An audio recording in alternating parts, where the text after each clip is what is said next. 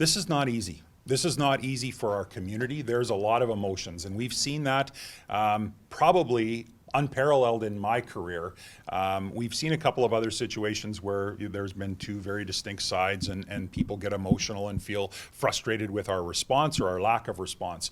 But the reality is, we have an obligation to the citizens of Regina, and Justice Robertson, in his response and his order that he wrote this week, talked about a really poignant piece in there, talked about who the police are responsible to. We're responsible to, obviously, our community. We're responsible to uphold, respect people's rights and keep the peace and those types of things. We're responsible to the rule of law and to our conscience. This is a very old ruling that actually came out of England, but is very applicable to policing today. And I think that's an important balance when you think about responsible to law. So the blockade, yes, it is breaking the law. There's no question. But responsible to our conscience, meaning going in and escalating a situation for no purpose other than to give someone a show on Twitter, to me is not the right thing to do.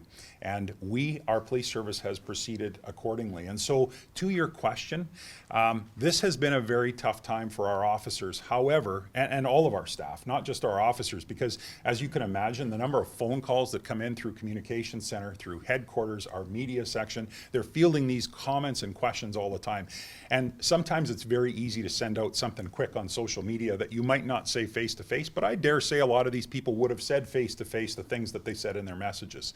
But at the end of the day, the level of professionalism that all of our staff have displayed through this, I couldn't be more proud. I could not be more proud.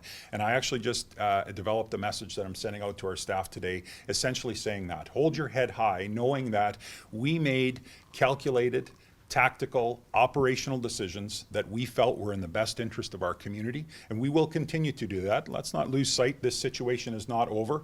We do have, I think, a glimmer of hope that we might get some resolve, and I do hope that this ends this situation in our city.